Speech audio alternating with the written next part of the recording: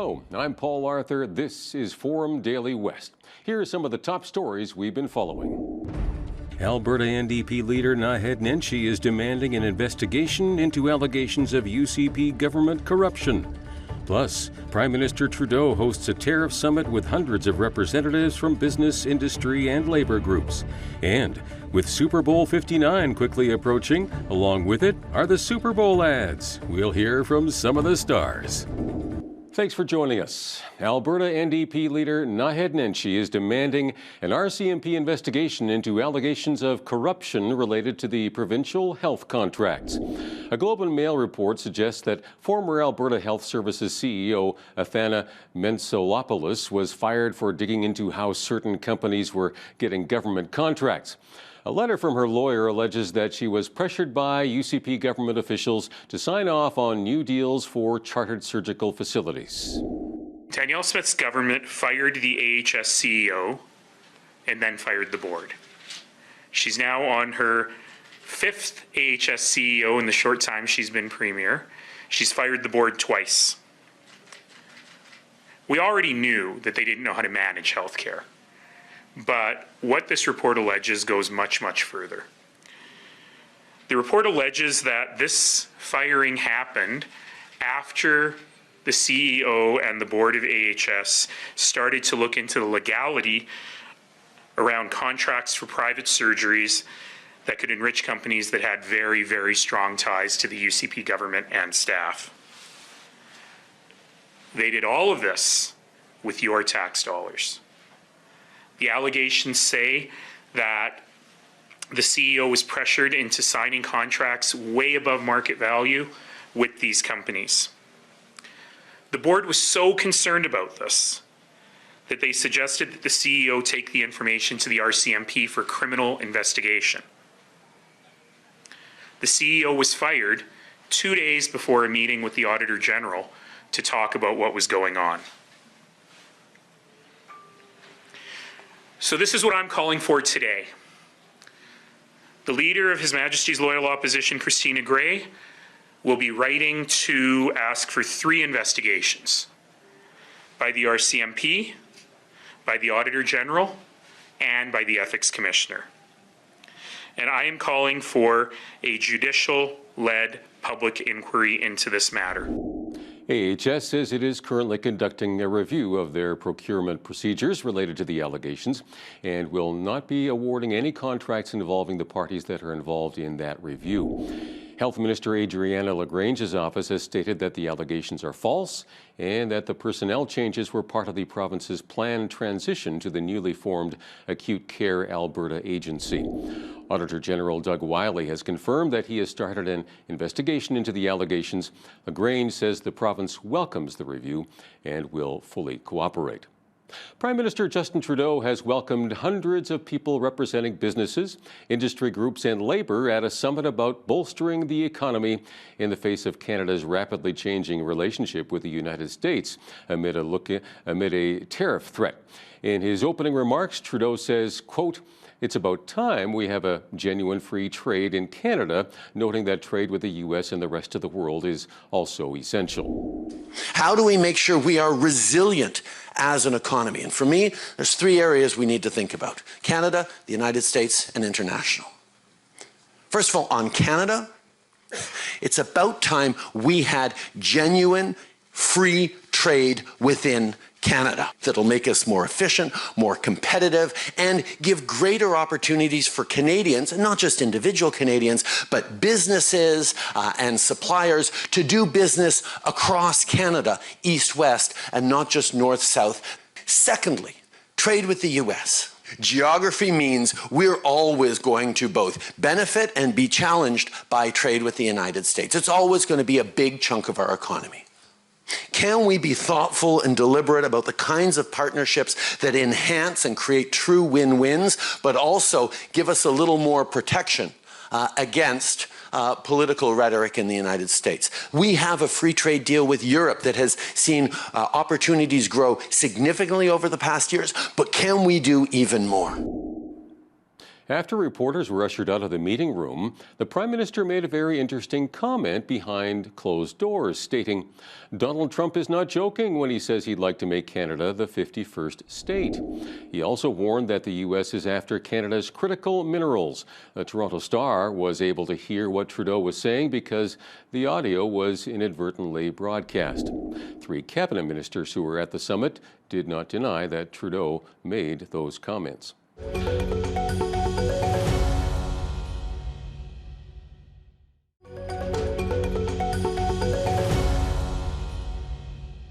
Amid the uncertainty of the future of Canadian energy exports, there have been increasing calls for Canada to reach beyond its current standards for exports as well as interprovincial trade.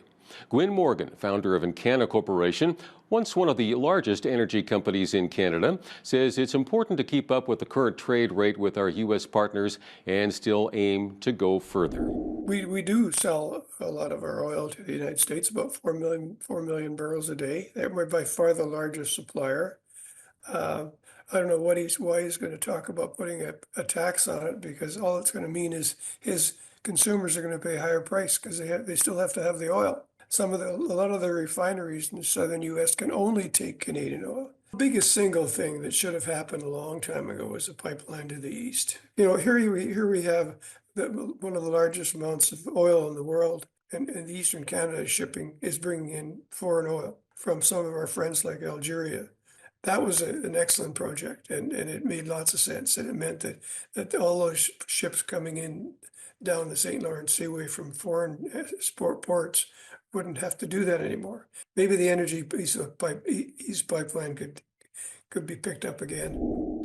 After talks last week with U.S. President Trump, Trudeau has agreed to appoint a fentanyl czar.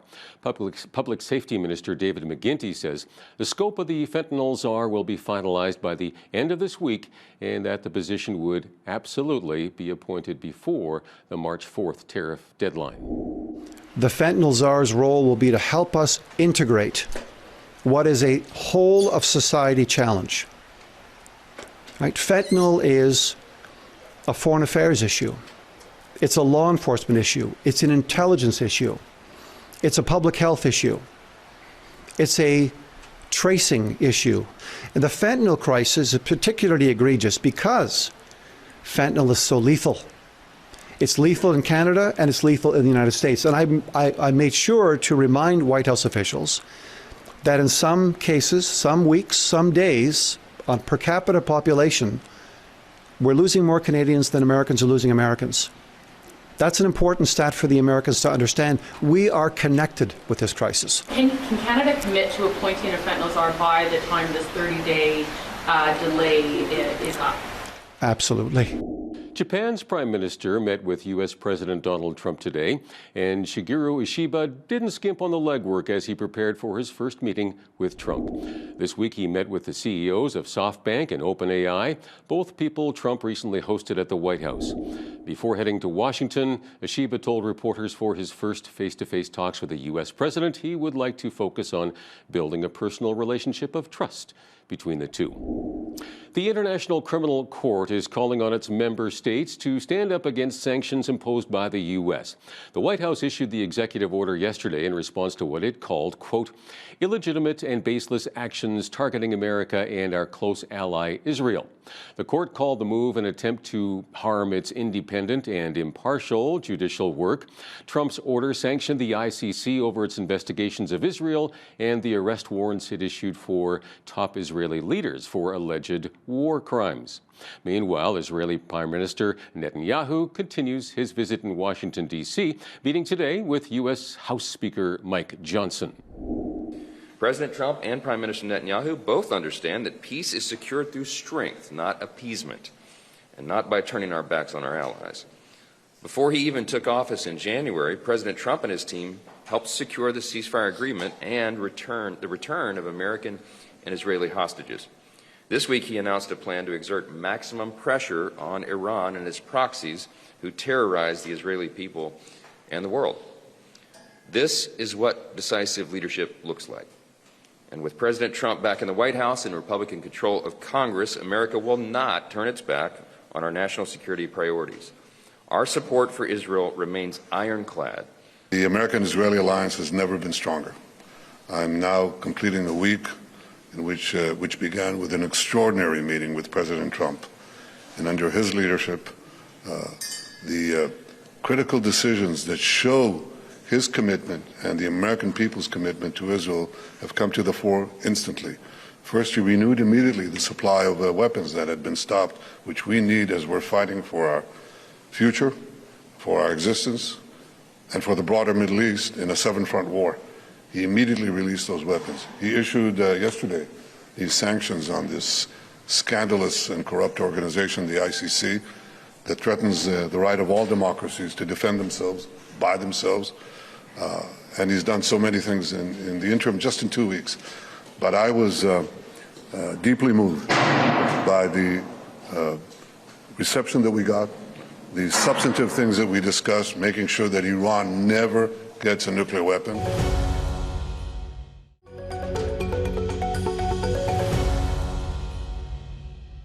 In local news, the man convicted of possessing over $1 million in drugs 2 years ago has been sentenced this week. Patrick Rodney was arrested in December of 2022 following a joint Lethbridge Police and Alert investigation, which included a search into his home. Officers seized 5.2 kilograms of methamphetamine, 3.2 kilograms of cocaine, and 1.6 kilograms of fentanyl powder. 4 firearms and $79,000 in cash was also seized. The total value of the confiscated items is estimated at nearly $1 million, the second largest drug bust ever in our city. 36-year-old Patrick Rodney was convicted of 5 charges related to drug trafficking and possession of a loaded firearm. On Wednesday, he was sentenced to 12 years in prison. Lethbridge Fire and Emergency Services responded to 2 separate fires in South Lethbridge early this morning. Crews were first dispatched shortly after 3 a.m. to a shed fire in the 300 block of 23rd Street South. The fire spread to a fence and a small utility trailer before firefighters quickly contained it. Just after 4 a.m., LFES responded to a garage fire in the 600 block of 15th Street South. The fire had spread to an adjacent fence before fire crews brought it under control. No injuries were reported in either incident. Both fires are under investigation. 2 curling teams from the Lethbridge Collegiate Institute have won dual gold medals at the South Zone Tournament in Lethbridge this week.